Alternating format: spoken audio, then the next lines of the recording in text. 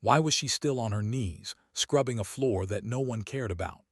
The question echoed in her mind as the mop dragged across stained concrete, the smell of bleach sharp in the heavy air.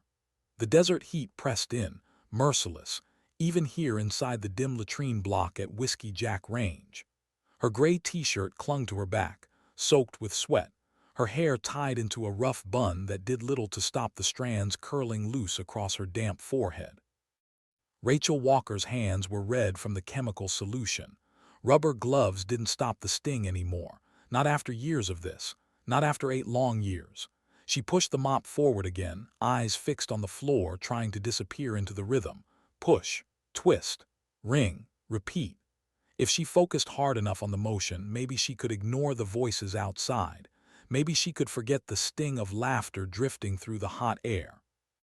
Done cleaning toilet block 3 yet, Walker? The voice hit her like a slap, too familiar, too sharp. She froze mid-motion. The mop dripped in her hand, water beading on the concrete. In the doorway stood a man she had once dragged from fire, his shadow blotting out the sunlight behind him. Staff Sergeant Jake Harrison. His voice carried that edge of superiority, the tone of a man used to barking orders and being obeyed without question. Rachel didn't look up right away. She kept her eyes on the floor, her posture small. The janitor, that's what they saw. Just a woman in stained pants, scuffed brown boots, and a shirt wet with sweat. A ghost of someone they didn't remember. But her pulse betrayed her, thudding harder at the sight of him. Harrison, 8 years since Ramadi. 8 years since the fire, the screaming, the mortar blasts. 8 years since she had pulled 220 pounds of unconscious Marine out of a burning Humvee with bullets already lodged in her shoulder. She had carried him, bleeding herself, dragging him through collapsing walls and flame. He hadn't known. He hadn't remembered. And now here he was, laughing. Harrison stepped in further, his broad chest filling the doorway. His bald head glistened under the fluorescent light. Behind him, 4 snipers chuckled, their boots caked with desert mud, their rifles slung casually like toys. Harrison's eyes narrowed. "Hey, I'm talking to you." He kicked the bucket at her side. Dirty water splashed across her pants, darkening the fabric. The mop handle slipped in her hands. Her first instinct was to flinch, to rise in protest. But she didn't. She moved carefully instead, slowly pushing herself to her feet, her shoulders hunched in that familiar posture of someone who knew invisibility was safer than defiance. She didn't meet his eyes. She never did anymore. "Clean this place up. We need to use it." His voice carried the weight of command, but underneath there was something else, something brittle. Rage carried too long. Bitterness turned into habit. Rachel said nothing. She picked up her mop and wrung it out, each twist deliberate, each motion calm. Outside, rifle cracks echoed in the desert, followed by angry shouts. She didn't need to see it. She already knew. The sniper team was failing miserably. Rachel glanced toward the corner, where a long canvas bag leaned against the wall. She didn't let her eyes linger. Not yet.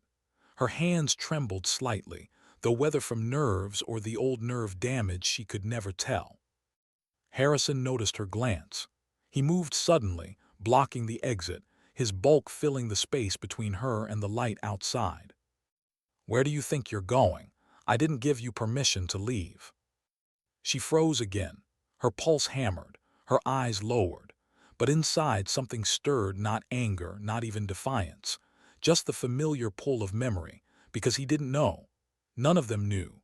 The woman they were mocking, trampling, humiliating in a toilet block had once carried secrets that could shatter everything they believed about themselves. Rachel swallowed, the mop handle heavy in her hand. She thought of Ramadi, the smoke, the blood, the civilians running, the impossible choice. She thought of the scar. And she thought of the rifle waiting in that worn canvas bag. The desert sun struck like a hammer when she finally stepped out, canvas bag slung across her shoulder. Its weight was comfort and curse both. Around her, the firing line stretched across the open ground. 5 Marine Force Recon snipers lay prone behind state-of-the-art rifles. $50,000 of precision each, glittering in the light, scopes reflecting like eyes. Their boots dug into the dirt, bodies tense, faces pressed against glass. And every shot missed. "This is impossible." Lance Corporal Madison Brooks slammed her fist into the sand, blonde ponytail whipping behind her. 20 shots fired, 20 failures. The wind meter was useless, readings contradicting each other. Frustration crackled in her voice. Harrison's bark cut through again. "Cut the excuses, Brooks. Figure it out. You're supposed to be the best." Rachel lingered near the observation rail, eyes scanning the scene. Automatically, instinctively, she cataloged everything. Bipod tilted wrong on the youngest Marine's rifle. Fingers gripping too tight, fighting the natural aim. Parallax set 50 yards off. Mistakes she could read in a glance. Her gaze shifted to the flags downrange. 3 winds. A thermal updraft at 1,000 yards. A funnel off the valley at 1,500. And the deceptive flag at the target itself. They were reading lies. "Hey, cleaning lady." Madison spotted her. "Get out of here, restricted area." Rachel stopped, but she didn't step back. Her lips moved, almost unconsciously. Thermal updraft at 1,000, funnel effect left side, flag at the target's lying. "What did you say?" The youngest Marine, Tyler Ross, stood up, irritation all over his face. "You deaf? Get back to your toilets." Rachel didn't answer. Her eyes stayed on the wind. Another sniper, Marcus Webb, rose to his feet, tall as a linebacker. "She's talking to herself. Probably heat stroke." He laughed, shaking his head. But Harrison had gone still, his eyes fixed on her wrist where her sleeve had ridden back. A scar, old, faded, round, clean, the kind of scar a bullet leaves going all the way through. His gaze snapped to her face, really looking, maybe for the first time, the sharp bridge of her nose, the freckles dusting her cheeks, the balance in her posture even when she stood small. "Walker." His voice dropped, his face darkened. "Rachel Walker, Psycho Walker." The range went silent. Even the desert wind seemed to pause. The younger Marine stared. "That's her real name," Madison whispered. Harrison's color rose, rage boiling beneath his skin. "You're the reason my team died in Ramadi. 3 Marines dead because you abandoned your position, because you thought you knew better." The words hit like rounds fired. Rachel finally raised her eyes, green, sharp, and steady as still water. For a moment she let him see. Then she knelt, unbuckling the straps on the old canvas bag. Her hands trembled slightly, but her movements were deliberate, slow. "I didn't abandon anything," she said softly. Her voice carried despite its quiet. "Bluest Star Protocol." The name cut through the silence like a knife. Harrison went rigid, his breath caught, his rage drained to ash. The younger Marines glanced at each other, confused. "What's Bluest Star Protocol?" Tyler asked, his voice too loud in the sudden stillness. But Rachel didn't answer them. She unwrapped her weapon, not sleek, not modern, not computerized. A Remington 700, woodstock scarred, barrel worn, a relic compared to their precision machines. Lance Morrison scoffed. "Pawn shop junk, thing belongs in a museum." But Master Gunnery Sergeant Phillips, clipboard in hand, had stopped nearby. His weathered face tilted, studying her grip, the unconscious shift in her stance, the way she checked the wind before even settling into position. Recognition sparked in his eyes. "That's a 700 police model," he murmured. "Match barrel, Macmillan stock. You don't see those anymore." His gaze sharpened. Serial numbers filed down. Weapons issued to units that officially didn't exist. The air grew heavy. Suspense thickened. Harrison's jaw clenched. Madison's eyes flicked between them, uneasy. Tyler's hands curled into fists. Rachel lifted the rifle, the scar on her wrist catching the sun. She didn't speak. She didn't need to. Because something had just shifted. Something the young Marines didn't understand yet. And deep down, they all felt it. This wasn't just a janitor. This was a ghost, a forgotten name, a woman who had carried the weight of secrets heavier than steel. And she was done hiding. What did she just say? The words hung in the air, vibrating in the silence of the desert. Bluest Star Protocol. 3 syllables that froze Harrison where he stood. His shoulders, so broad and certain, seemed to shrink under the weight of it. Bluest Star, what is that? Madison asked, voice tight with both suspicion and unease. Rachel didn't answer her. She was too busy working the leather straps of her canvas bag, unwrapping the rifle with hands that trembled only slightly. The old wood stock gleamed dully in the harsh sunlight. It wasn't sleek. It wasn't flashy. But the way she touched it, the way she laid it across her bag, spoke of a relationship more intimate than any modern shooter had with their equipment. Psycho Walker, Harrison spat again, his voice dropping into that gravelly register that came only when rage tangled with fear. 8 years.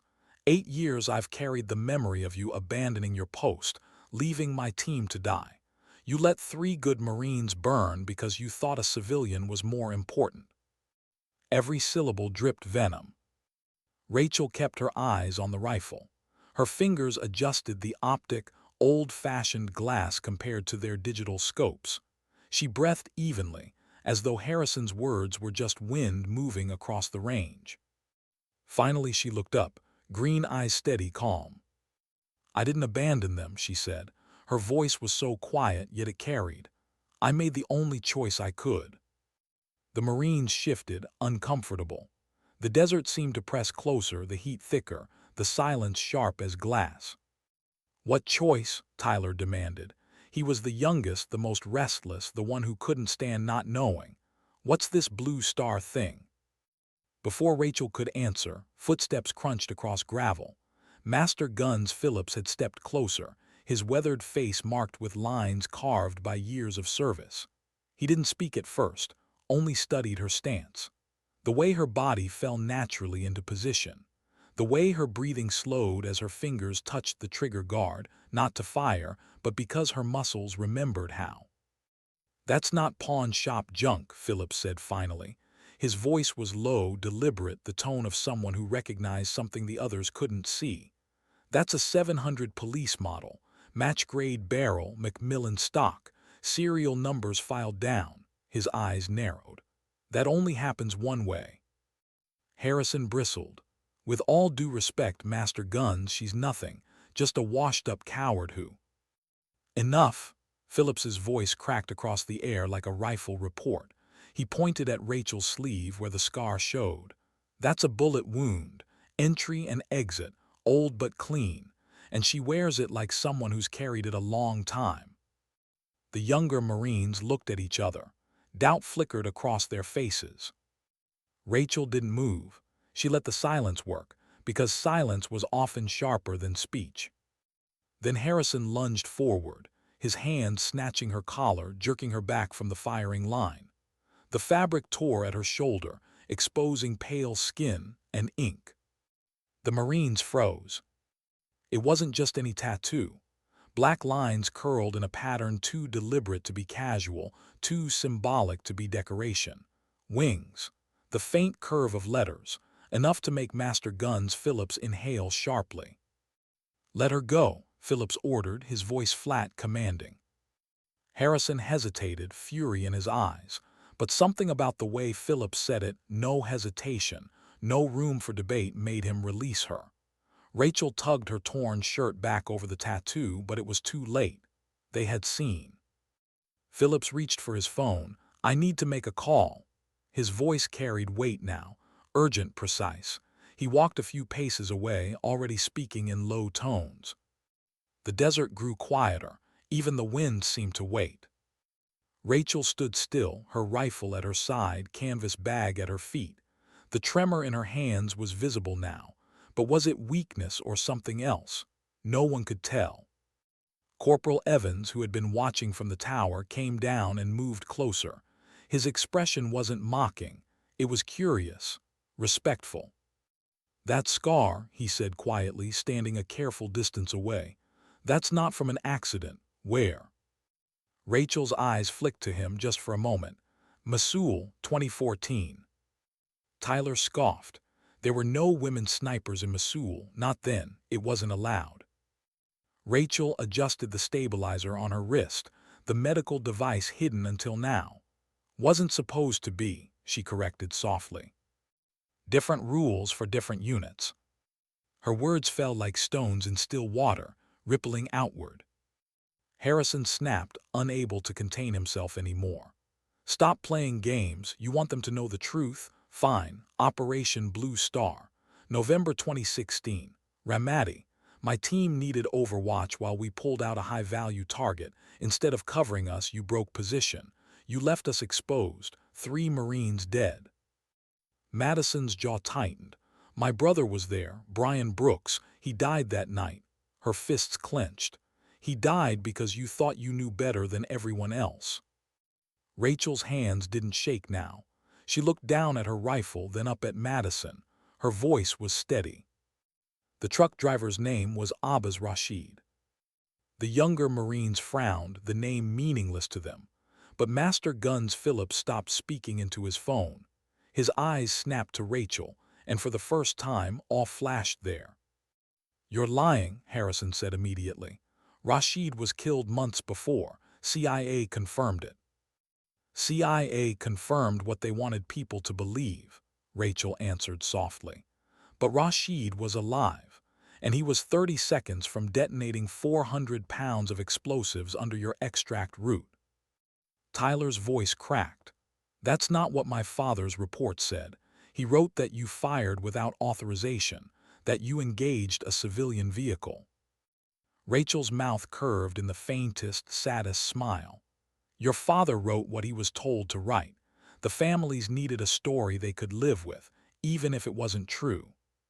The air felt thick enough to choke. Then why did 3 Marines die? Lance Morrison asked, his Texas drawl stripped of mockery now. If you were right about the truck, why did they still die? Rachel's voice dropped to a whisper. Because someone told Rashid exactly where we were. Our position was betrayed. The mortars started falling 60 seconds after I took the shot. Silence fell like a hammer. Madison staggered back, her face pale. No, my brother's letter. He said you broke position, he said. Your brother wrote what he believed, Rachel said gently. Belief can be manipulated.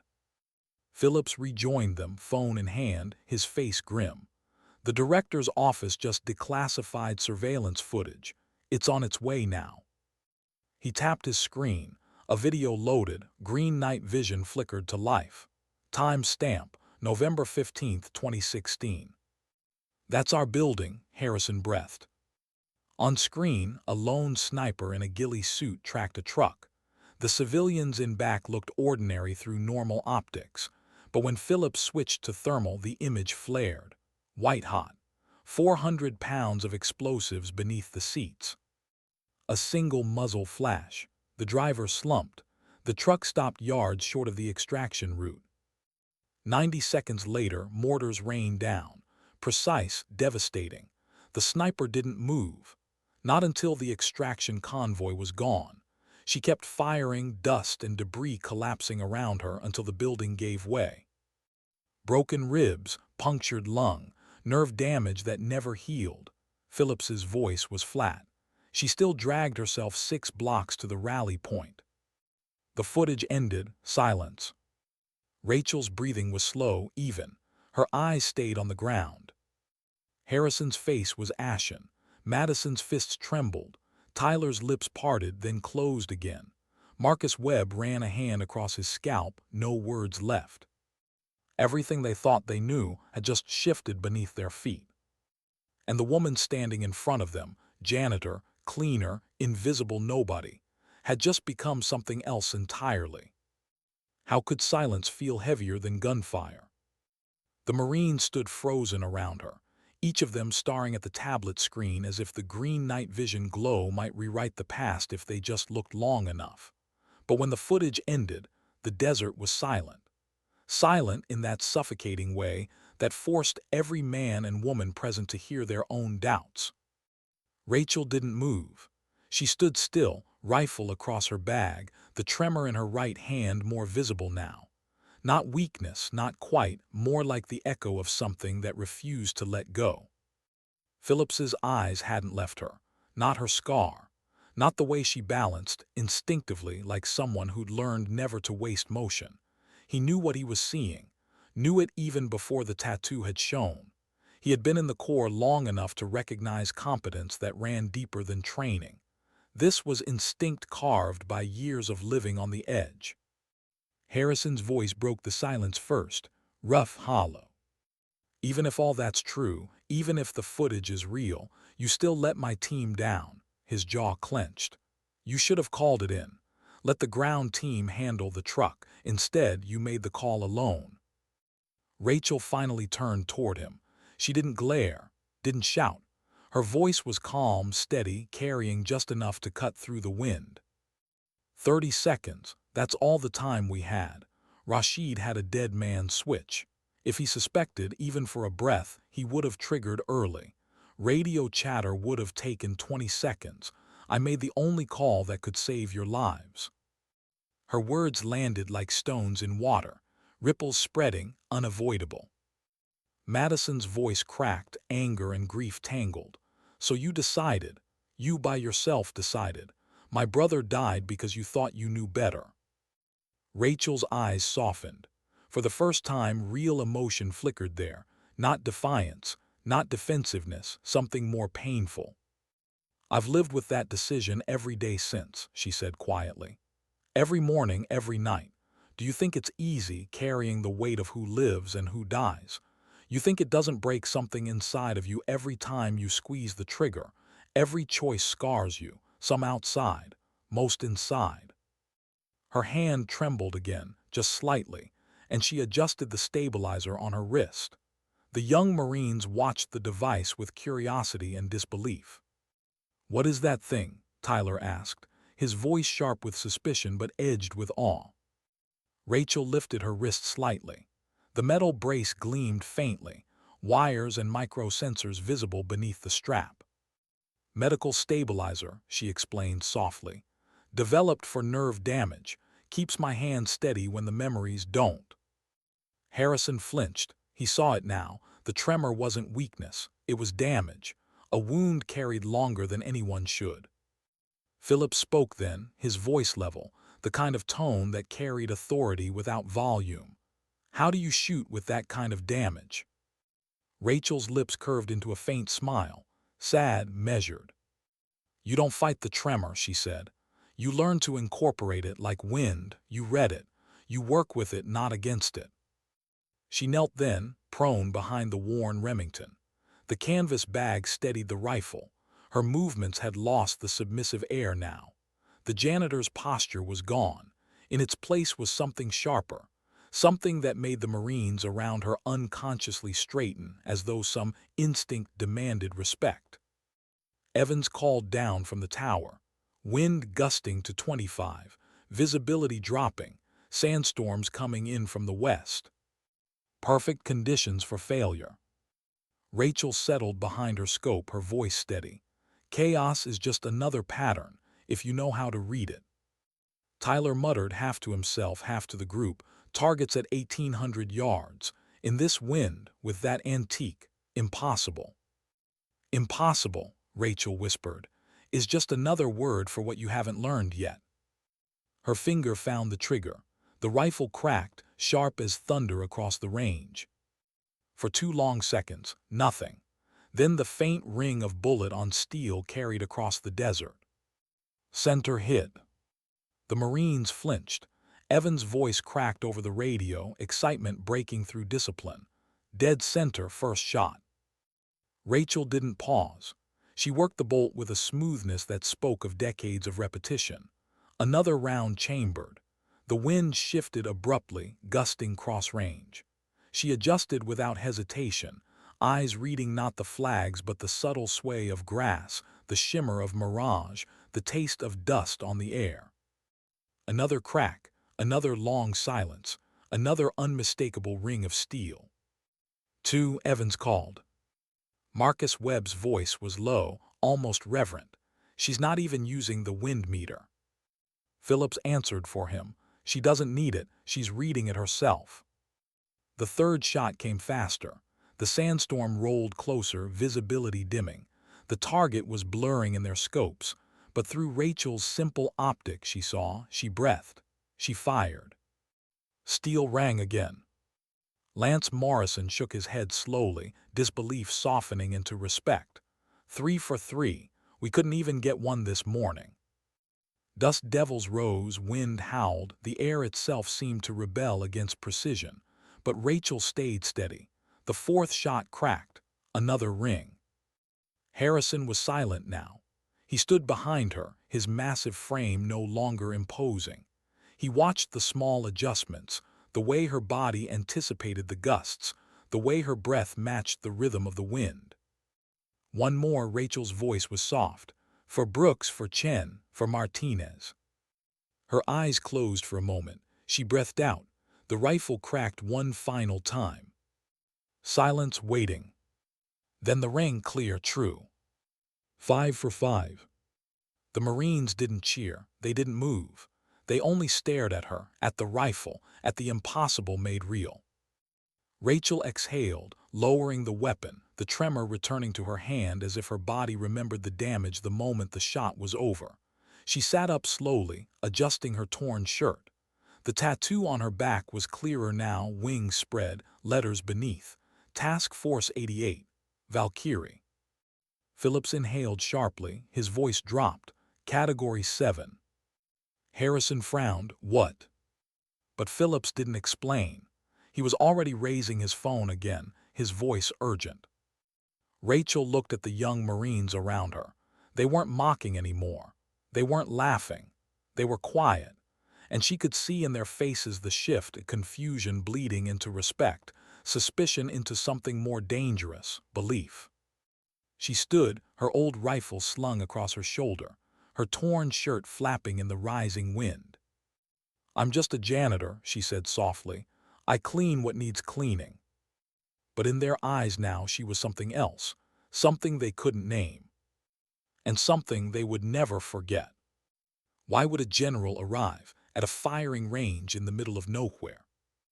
That was the question lingering in every Marine's mind, as the storm darkened the sky, wind whipping across Whiskey Jack Range, and the faint thrum of helicopter blades began to bleed into the noise of the desert. Rachel stood still, her rifle slung across her shoulder, canvas bag hanging at her side. Her shirt tore slightly in the wind, revealing more of the tattoo etched across her back, black ink wings, letters below, a code that only a handful of men alive would recognize. Phillips had gone pale. His eyes, sharp and weathered, refused to leave her. He had spoken into his phone moments earlier, urgent, measured words. Now he stood waiting, his body tense, like a man bracing for a storm more dangerous than sand and wind.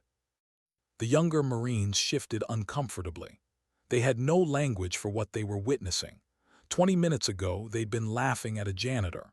Now they watched her cut through impossible winds with an antique rifle, 5 shots, 5 hits, each ringing like judgment. And then the helicopters came. 3 of them Black Hawks, their rotors chopping the sky, descending through the dust clouds. The storm whipped harder, orange sand curling into the air. The machines flared and landed, kicking up walls of grit. Marines shielded their faces, coughing. When the side door opened, the first figure to step down wasn't a junior officer. It was General Marcus Thompson. 3 stars on his collar. A man whispered about in special operations circles, a commander who'd spent more nights in places that didn't exist than in his own bed. His boots hit the dirt with purpose. Behind him came 2 figures in suits, their jackets tight across concealed shoulder holsters. CIA.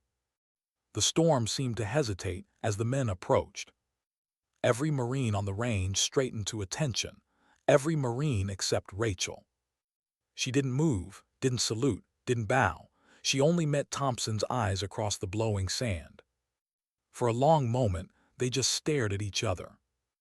And then, to the astonishment of everyone present, General Marcus Thompson raised his hand in a crisp, formal salute. The silence was louder than the helicopters. Harrison blinked, unable to process what he was seeing. Madison's mouth opened, but no words came. Tyler, young and restless, shifted on his feet as if trying to make sense of the impossible. Rachel didn't return the salute. She couldn't. She wasn't in uniform, not anymore. Instead, she nodded. A small acknowledgement, nothing more. "It's just Rachel now, General," she said, her voice calm, carrying through the storm. Thompson lowered his salute, but his eyes didn't soften. "No, Captain, it's never just Rachel. Not after what you've done. Not after what you've carried." The words struck the air like thunder. "Captain." The younger Marines turned toward her again, disbelief crackling between them. "Captain," Marcus Webb muttered. Phillips's jaw was set. He didn't correct the general, didn't question it. He simply stood straighter, as though the presence of Rachel Walker had just shifted the gravity around them. Thompson looked at Harrison, Staff Sergeant Jake Harrison. Harrison's voice cracked, a rare sound from the massive Marine. "Yes, sir." "You were at Ramadi. You're the one she pulled out of the burning Humvee." The words hit Harrison like a round to the chest. He staggered, the ground unsteady beneath him. That was," he swallowed, voice breaking. "That was her." Thompson nodded once. She was already wounded, 2 bullets through the shoulder, the building collapsing, nerve damage to her arm, and she still dragged you 4 blocks to safety. The color drained from Harrison's face. His voice shrank. 8 years I believed." His eyes flicked to Rachel, guilt written in every line of his face. "That you left us, that you were a coward." Rachel's green eyes met his, steady, calm. "Anger is easier than truth sometimes," she said quietly. Her words weren't sharp, they weren't cruel, but they cut. Madison's voice rose next, her grief boiling over. "Why didn't you defend yourself? Why didn't you say the truth when they accused you? My brother," her voice broke. "Brian died believing you abandoned him." Rachel's gaze softened. She looked at Madison as if she were looking at someone much younger, someone she wished she could protect. "Because 3 families needed someone to blame," Rachel said softly. "And the traitor who gave up our position had enough power to bury anyone who asked questions. It was safer if I disappeared." Her words landed heavy. Tyler's fists clenched, his voice cracked. "You're telling me my father, Major Ross, he wrote that report. He carried that lie." Rachel nodded slowly. "He followed orders, but it ate at him. He tried 3 times to tell the truth. They threatened him, his pension, your future. He had no choice." Tyler's face collapsed under the weight of it. Confusion, anger, and guilt that wasn't his to carry. The storm howled around them, but the silence within the group was deeper. One of the CIA men stepped forward. His voice was smooth, professional, but there was something like awe in it. "Captain Walker, we've been monitoring a mole for years. Deputy Director Crenshaw. He's been running assets across Iraq and Afghanistan, feeding intel, selling positions. You were his scapegoat." The name struck like a blow, Crenshaw. Rachel's lips curved into a faint smile, bitter, tired. "So he finally slipped." Thompson's voice cut in firm. "He reached out 3 days ago, tried to confirm if you were still alive. He exposed himself." Rachel exhaled, her shoulders shifting slightly, a weight moving across her frame. "Of course, he always feared ghosts." And then, as if the desert itself had chosen the moment, another helicopter appeared. Not black, civilian marked, but its flight path, its approach, spoke of military precision. Every Marine tensed. "That'll be him," Thompson said grimly. "The man who thought he was untouchable." The helicopter flared and landed, dust swirled, and a man stepped down, silver hair, expensive suit, the kind of man who belonged in a Pentagon briefing room, not in the middle of a desert. "Who is that?" Madison whispered. Thompson's voice carried. "Deputy Director Nathan Crenshaw, Defense Intelligence Agency, 22 years, the one who sold your position at Ramadi." The words fell like fire across the range. Rachel's hand tightened on her rifle. Crenshaw walked forward with the arrogance of someone who had never been questioned. His eyes swept the Marines dismissively, then landed on Thompson. "I hear there was a breach, something requiring my presence." His gaze flicked to Rachel. For a fraction of a second, recognition flickered, fear, then gone. His smile returned, smooth as glass. "The deserter from Ramadi," he said casually. "I thought she was long gone." Harrison stepped forward, his voice low but burning. "She's no deserter. She's the reason I'm standing here, and the reason you're not already buried in the desert where you belong." Crenshaw's smile faltered. Madison's voice cut in, shaking but fierce. "We've seen the footage. We know what really happened." Crenshaw froze, his eyes darted to Thompson. "Footage? That's impossible. All recordings were destroyed." "Funny thing about that," Thompson said quietly, "she kept a copy." Crenshaw's composure cracked. His face went pale beneath the storm. Sweat broke across his forehead. "That's classified," he hissed. "She had no right." Rachel finally spoke, her voice soft but carrying through the sand-laced wind. "I had every right. You fed Rashid our position. You killed Brooks, Chen, Martinez for money." The accusation landed like a shot. Crenshaw laughed, but the sound was brittle, forced. "You're delusional. You have no proof." Rachel reached into her bag, not for her rifle, for something smaller, a battered notebook. She opened it slowly, revealing handwritten pages, clipped records, bank deposits, communications logs. "Proof?" Crenshaw staggered back. This is fabricated." His words stuttered. "You have no idea what you're playing with." Thompson's voice was sharp. "Final. Deputy Director Nathan Crenshaw, by authority of executive order, you are under arrest for treason and conspiracy to commit murder." The CIA men moved. Crenshaw tried to bolt, but Webb's massive hand clamped down on his shoulder, driving him to his knees. "For Brooks," Webb whispered. His jaw tightened. "For all of them." Rachel stood still, her rifle untouched at her side, the storm howling, the desert watching. For 8 years she had been silent. And now the truth was finally breaking open. Why did the storm seem to listen to her silence? Crenshaw knelt in the dirt, cuffed hands trembling as the wind whipped sand across his expensive suit. His silver hair was plastered against his forehead, his polished shoes already filled with grit. For a man used to briefing rooms and power lunches, the desert was merciless. He had no podium here, no walls to protect him.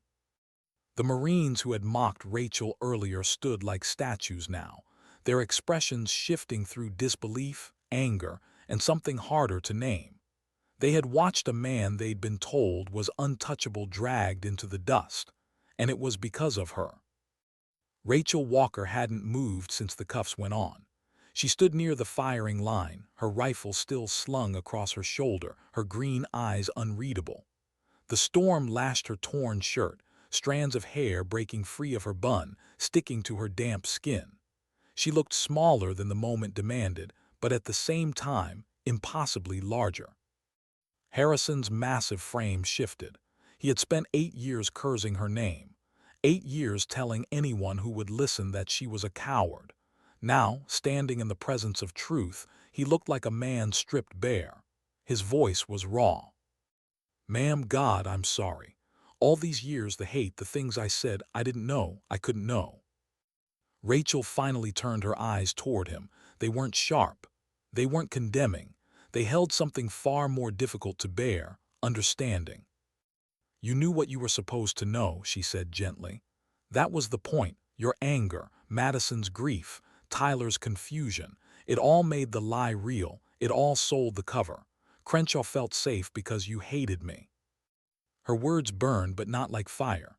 More like acid, slow, steady, impossible to wash away. Madison stepped forward next, her fists clenched, tears already cutting through the sand dust on her face. "But the cost, what it cost you. Your career, your reputation, your life. My brother died thinking you abandoned him. I hated you for it. I cursed your name." Rachel's expression softened again.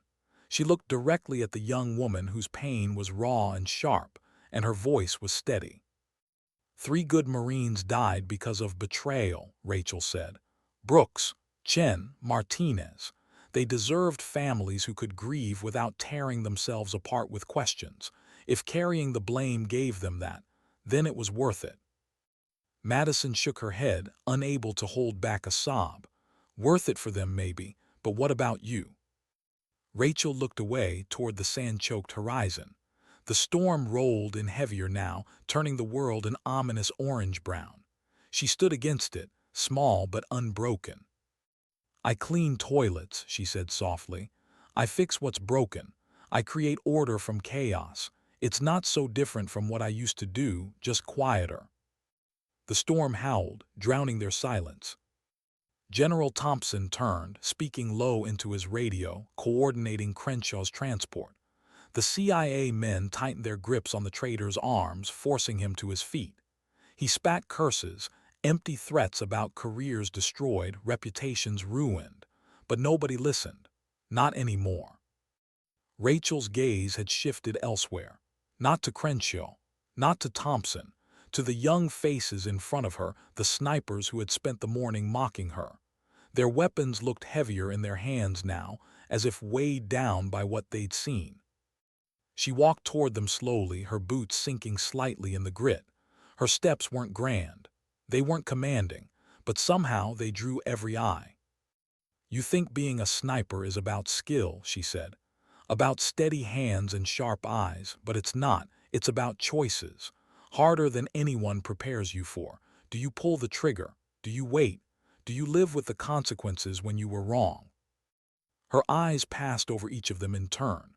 Tyler, his young face pale, his fists tight. Madison, still shaking with grief. Webb, who looked down at his massive hands as though they might betray him. Morrison, silent for once, his mockery burned away. And Harrison, who carried the heaviest weight of all. "You'll be faced with those choices," Rachel said softly.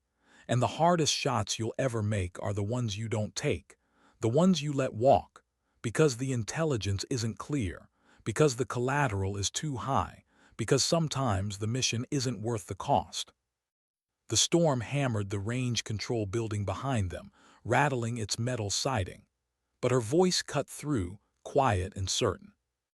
"Every trigger pull echoes forward in time. The person you kill today might have been the one who saves lives tomorrow. The one you spare might cost lives. You'll never know. That's the burden. Carry it well." The Marines were silent. No one dared argue.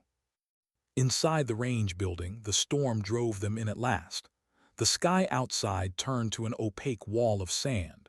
The helicopters became faint shadows, blurred by grit. In the dim light of backup generators, Rachel stood before them again. Not on the range, not behind a rifle, just standing, speaking. "Forget your instruments for a moment," she said quietly. "Close your eyes." They hesitated, glancing at each other, uncertain. Then, one by one, they obeyed. Even General Thompson, even Phillips. "What do you hear?" "The storm," Tyler said first, too quickly, "whined against the building." "Deeper," Rachel prompted. "The storm isn't one sound, it's layers. Listen." Slowly their expressions changed. Madison tilted her head. Webb's jaw unclenched. Harrison's brow furrowed. They began to separate the noise. The whistle of wind through gaps in the siding, the rhythmic rattle of loose metal, the occasional ping of debris striking the roof. "Every environment has its own language," Rachel said. "Kandahar's wind sings different at night than in the day because the rocks cool unevenly. In Fallujah, you could tell which buildings were occupied by how the air moved through them. Empty structures breathe differently than full ones. You learn to hear it, to see it." They opened their eyes. The storm outside was chaos, but Rachel didn't look at it. She looked into it. "Not at it," she said softly. "Into it, what do you see?" Webb shook his head. "Nothing, just brown, just sand."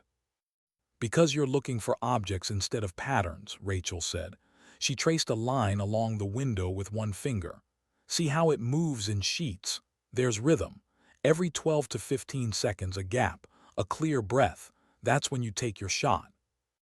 Madison leaned closer, eyes narrowing. It's like waves, like an ocean. Rachel's lips curved. Exactly. Nature doesn't do chaos, it does complexity. There's always a pattern if you're patient enough. Harrison finally spoke. His voice was low, heavy. Ramadi, that night you read all this. In seconds, Rashid, the civilians, the wind, everything. Rachel turned from the window. Her eyes met his. Because I'd already made similar choices 100 times. Each one carved something away, left scar tissue behind. The silence thickened again. Then she said the thing they hadn't expected. You want to know the real cost of being a sniper. It's not the killing, it's the choosing. Deciding who lives, who dies based on incomplete information and best guesses. That's the weight you carry, not the shot, the choice. Her voice broke slightly on the last word, just slightly, enough for them to hear what it had cost her. The room was silent except for the storm's growl. For the first time, the Marines didn't see a janitor. They didn't even see a sniper. They saw a woman carrying every ghost of every choice she had ever made. And they began to realize, maybe that was the truest form of strength. Why was she still standing when so many others had fallen? The storm pressed against the range building like a living thing, hurling sand against steel walls, rattling the glass, seeping into every crack. The power had cut twice, the backup generator humming low, painting everything in dim amber light. Outside, the desert disappeared into a shifting wall of dust and shadow. Inside, no one spoke at first. They watched Rachel Walker like soldiers watch an unexploded round, silent, tense, unable to look away. She sat at the edge of a table, her torn shirt sleeve rolled back, scar exposed, hand trembling just slightly where the stabilizer couldn't quite mask it. She wasn't commanding them. She wasn't asking for belief. She was just there, steady in the storm, carrying something all of them felt but none could name. Finally, General Thompson's radio crackled. Static at first, then a clipped voice. Eagle Control to Whiskey Jack. Confirm custody of Crenshaw. Thompson keyed the mic. Affirmative. Suspect in custody. Extraction delayed due to conditions. Advise hold until visibility clears. Static swallowed the response. The general lowered the radio. His eyes flicked to Rachel. He had questions he hadn't voiced. Not yet. Phillips broke the silence instead. You called it the Bluest Star Protocol. His voice was low, like he wasn't sure he wanted the answer. What does that mean? Rachel didn't answer right away. She looked down at her hands, pale against the dark wood of the table. She flexed her fingers once, twice, then laced them together. It wasn't a protocol, she said finally. It was a promise. Her voice was quiet, but in the storm-hushed room, every ear caught it. We were sent to do what couldn't be written down, she continued. No records, no acknowledgement, no medals. The missions where the collateral was too high to admit, the kind that never made it into reports, and someone had to carry the weight of those decisions. Someone had to absorb the blame if it went wrong. Madison frowned, and that was you. Rachel shook her head. Not just me, there were others, a network invisible, the janitors, the cooks, the translators, the drivers, people you don't notice, people who pass through bases like shadows. Nobody looks at them twice, and that was the point. The room was still. You mean, Tyler's voice cracked, you mean some of the people sweeping floors they were? Rachel's green eyes lifted. You've walked past heroes your entire life and never seen them. That's how it was designed. Quiet work, forgotten faces. Nobody suspects the invisible. Her words dug deep, unsettling. The Marines shifted, each remembering nameless faces they had ignored, people who'd served beside them in silence. Webb swallowed hard, his voice low. And they called you Psycho Walker, while you carried all that. Rachel's lips curved, but not in humor, a thin, tired smile. Names are easier than truth. You'll learn that. The storm hammered harder, the sound of it almost drowning her voice. But then above the roar came a new sound, a different frequency, the faint crackle of another radio, not Thompson's. Rachel reached into her canvas bag, drawing out a small battered comms unit. Scratched, civilian modified. She adjusted the dial with careful fingers. The voice that broke through was distorted by static, but urgent. Repeat, the filed Chen is alive. Coordinates compromised, moving north. The transmission cut. The room froze. Madison's head snapped up. Chen, did it just say Chen is alive? Her voice trembled, the name colliding with every memory she had buried. Phillips's jaw tightened. His voice was sharp. That's impossible. Corporal Chen died at Ramadi. His remains were returned to his family. Rachel's gaze darkened. Her fingers tightened on the comms unit. Or what was returned wasn't him. The weight of her words dropped like stone into water. Madison's breath hitched. No, no, you can't say that. My brother, Brooks, he wrote that Chen died. He saw it. Rachel's voice softened. Or he thought he did. Fog of War is the oldest cover in the book.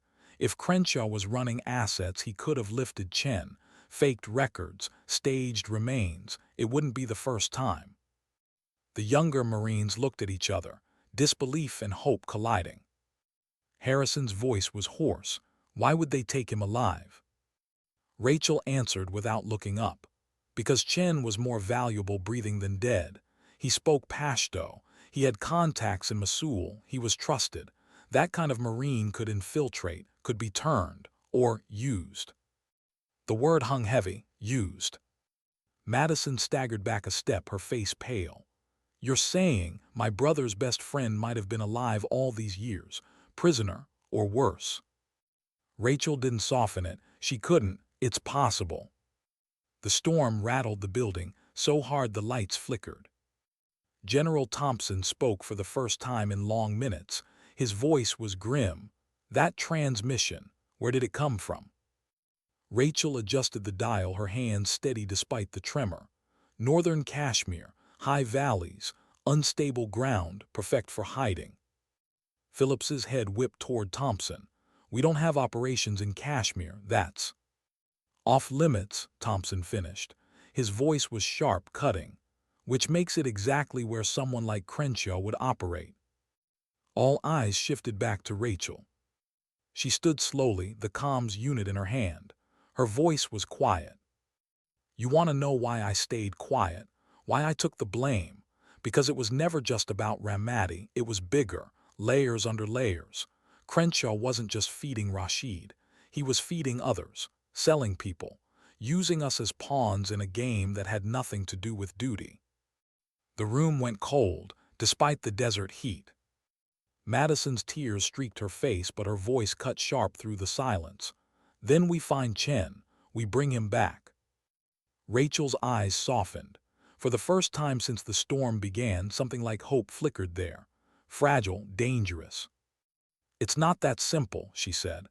Finding him means going places no one wants to admit exist, following trails that were buried for a reason.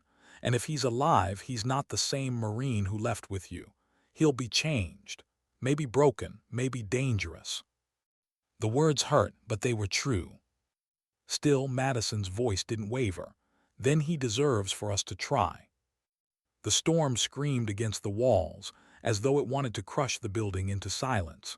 But inside, something had shifted. For the first time, the young Marines weren't looking at Rachel with disbelief or fear or suspicion. They were looking at her with something else. Resolve. Why did storms always reveal the truth? The walls shook again, dust bleeding in through the seams, as if the desert itself wanted to press its way inside. The storm had swallowed the range whole. Outside there was no horizon, no sky, no sun, just endless shifting orange. Inside, the Marines huddled in the dim light of the generator. No one leaned back. No one relaxed. The air was too heavy. The comms unit sat on the table in front of Rachel, silent now, but its single burst had rearranged everything. Chen alive. Madison's eyes were swollen from crying, but she hadn't moved from her chair, as if keeping still would keep the possibility real. Harrison sat on a crate, elbows on his knees, staring at the floor like he was staring into himself. Tyler paced, restless energy radiating off him, while Webb leaned against the wall, silent, his massive hands flexing and clenching. Rachel sat on the edge of the table, her canvas bag by her boots, her rifle leaned casually against the wall. She looked small in the half-light, just a woman, just a shadow, but every eye in the room was still tied to her. It was Webb who spoke first. His deep voice cracked the silence. "Why you?" Rachel tilted her head slightly, eyes lifting to meet his. "Why what?" "Why they pick you," he asked. "To carry the lies, to take the blame, to disappear. You said there was a network, but why you?" For a moment she didn't answer. She stared down at her hands, pale under the dim yellow light, scar tissue visible on her wrist where the stabilizer pressed. Her voice, when it came, was quiet. "Because I was ordinary." The word landed strangely. Ordinary. Rachel's green eyes flicked between them. "I wasn't a general's daughter. I wasn't a senator's niece. I wasn't anyone important. Just a woman from a town nobody remembers. No connections. No power. I could vanish and no one would ask questions." She let the truth hang there. The storm howled outside like it wanted to argue. "The forgotten," she went on, softer now. "That's what we called ourselves. The ones who cleaned the bloodstains off the floors before the officers walked through. The ones who carried messages no one else wanted to risk. The ones who saw everything, heard everything, but never spoke, because no one ever noticed us." Tyler stopped packing, his young face tightened. "But you were more than that. You were a sniper. You saved lives." Rachel's lips curved, the faintest shadow of a smile. "I was both. A sniper and a cleaner, a ghost and a janitor. They aren't as far apart as you think. Both jobs mean you don't get remembered. You do the work and someone else tells the story." Her eyes softened. "The trouble is, the stories are never honest." The words sat heavy in the room. Madison's voice shook, but she forced it out. "So what do we do? If Chen is alive, what do we do?" Rachel studied her. Madison's face was fierce under the tears, her jaw set with the kind of determination only grief could shape. Rachel saw herself in that face. A younger version, maybe. One who hadn't yet learned the cost of choices. "You find him," Rachel said finally. "But not because it will be easy. Not because it will feel good. You find him because leaving someone behind, when you know they might still be breathing, is a wound you'll never close."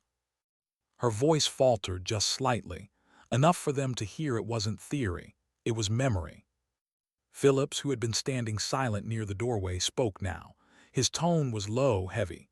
"You left someone once." Rachel didn't deny it, her eyes lowered. "Afghanistan, 2013. A translator named Amina. We were pulling out fast. Intel said the valley was compromised. Command gave me 60 seconds to move. She was 20 yards behind me carrying her little boy. I could have gone back. I could have tried, but if I had, none of us would have made it out." The storm rattled the walls harder, like it wanted to punctuate her words. "I walked away," Rachel whispered. "I've heard that boy's cry in my dreams every night since." The room was silent, not judging, not excusing, just heavy with the weight of what it meant. "That's the cost," Rachel said. "It never leaves. That's why I clean. Because it's the only way I know how to live with ghosts. Scrubbing floors, fixing things no one sees. It makes me feel like maybe I'm balancing the scale." Her voice cracked then, just slightly. And the Marines looked at her not as a sniper, not as a legend, but as a woman carrying a weight too heavy for one set of shoulders. Madison's voice was barely audible. "Then we can't leave Chen, not like that." Rachel's eyes lifted to her, and for the first time she didn't try to hide the tremor in her hands. "No," she said softly, "you can't." The storm outside roared. The walls shook. Somewhere above them metal groaned. They were trapped in this room together until it passed, and maybe that was the point. Harrison finally spoke, his voice rough, almost ashamed. I spent 8 years spitting on your name, 8 years carrying hate like it was duty, and you were carrying this. Rachel looked at him for a long moment. Then she shook her head gently. You were carrying your truth, she said. Even if it was built on lies, that's what soldiers do. They carry what they're given. It doesn't make you weak, it makes you human. Harrison bowed his head, eyes glistening. General Thompson's radio crackled again. A faint voice, almost drowned by static. Extraction delayed, possible intercept. Recommend immediate secure transport. Thompson frowned, raising the handset, but Rachel spoke first. They'll come for him. Her gaze shifted to Crenshaw, cuffed and silent in the corner now, his arrogance stripped away. His people, his handlers, they won't let him sit in a Marine outpost storming in the desert. They'll try to take him back. The Marine stiffened. Tyler gripped his rifle. Then we hold him. Rachel shook her head slowly. You can't outgun what's coming. Not here, not in this storm. You don't fight sand with bullets. Her voice softened, but the weight of it filled the room. You fight it with patience, with silence, with invisibility. Her words were more than strategy. They were truth, the kind only the forgotten understood. Madison's voice, quiet but fierce, cut through. Then teach us. If we're going after Chen, if we're going to hold this traitor, teach us how. Rachel looked at her, really looked, and something in her expression shifted, not disbelief, not refusal, something closer to reluctant hope.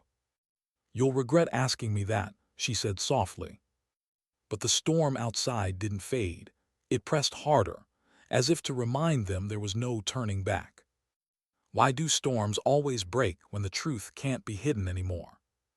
The desert raged through the night, hours of sand grinding against steel, of wind howling like the voice of 1,000 ghosts.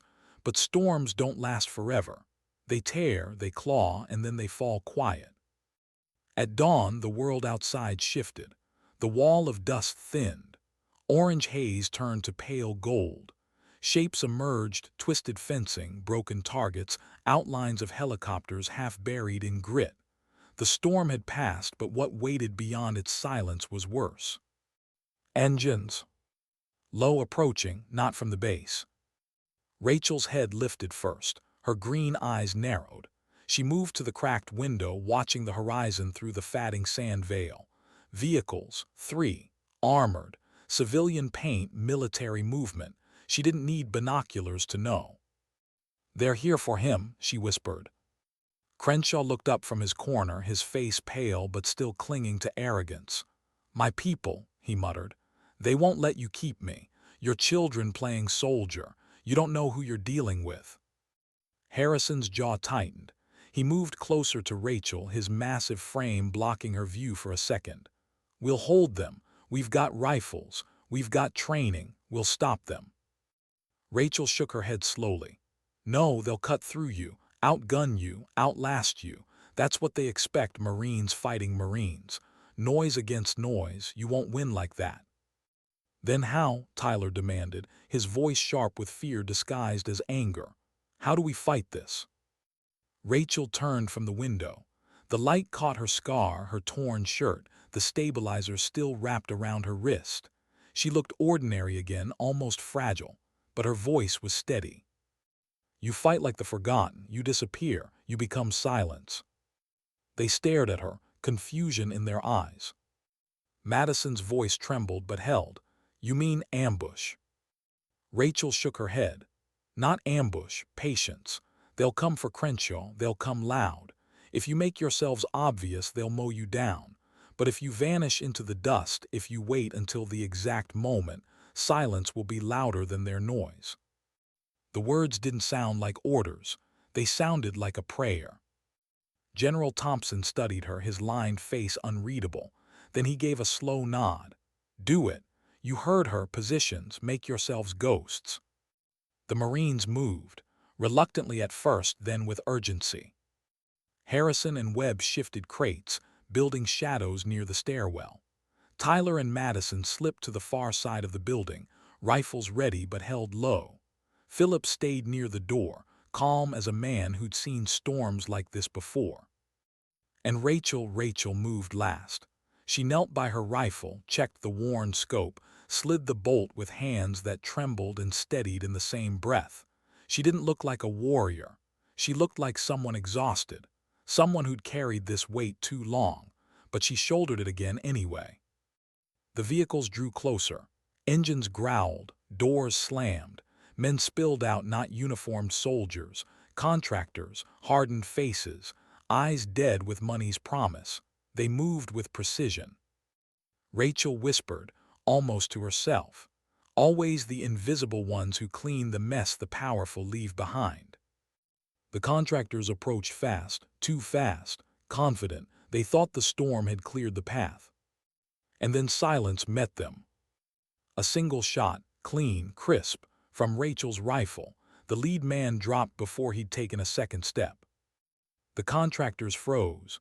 They looked for muzzle flashes, for obvious positions. They saw nothing. Only the wreckage of the storm, only silence. Another shot. Tyler's rifle this time, steady where once it had been shaking. A second man fell. The contractors panicked. Their formation broke. Shouts cut the air. They fired wildly, bullets sparking against metal siding.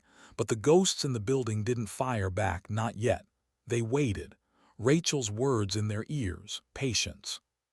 Crenshaw shouted from his corner, voice sharp with desperation now. "Don't let them take me. You don't know what they'll do." Madison's voice cut him off, fierce, quiet.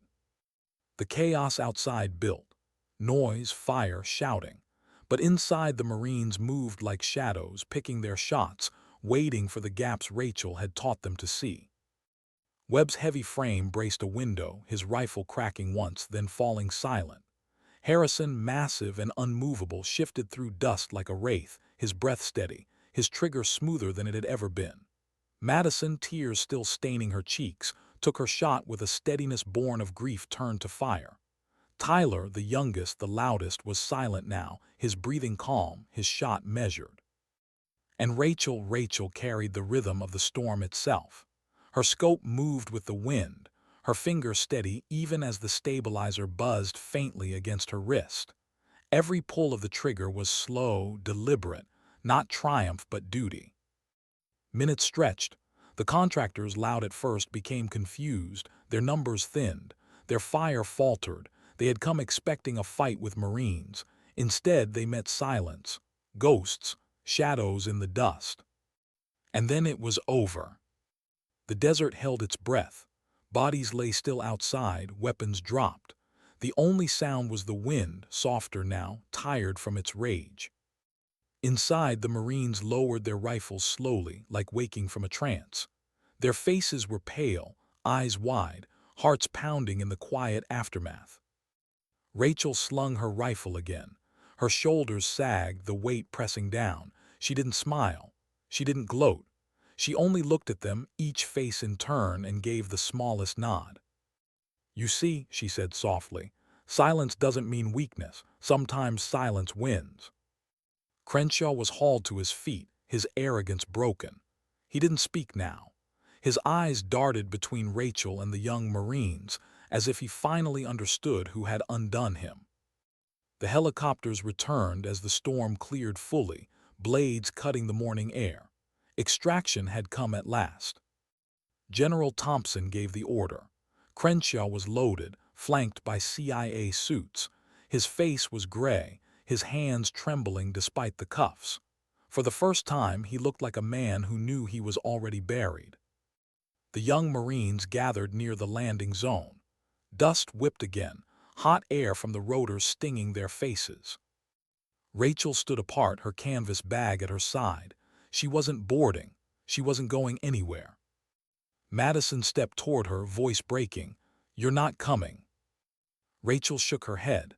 "My war ended a long time ago. Yours is just beginning." "But Chen," Madison's voice cracked, "we'll need you if we're going to find him." Rachel's eyes softened. "No, you don't need me. You need what I gave you, patience, silence. The courage to carry choices no one else will, that's enough." Her voice faltered just slightly. "It has to be." Harrison stepped forward then, towering over her, his face lined with shame and gratitude. He extended his hand. "Ma'am, Captain, I was wrong. About everything, thank you."